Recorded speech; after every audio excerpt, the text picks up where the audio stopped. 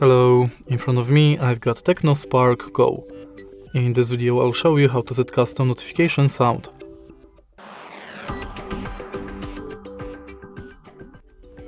In the beginning, let's go to settings and now enter sound and vibration. Scroll down, go to notification sound, add notification, select your custom sound, select it from the list, go back and it's set. If you find this video helpful, please leave like, comment and subscribe.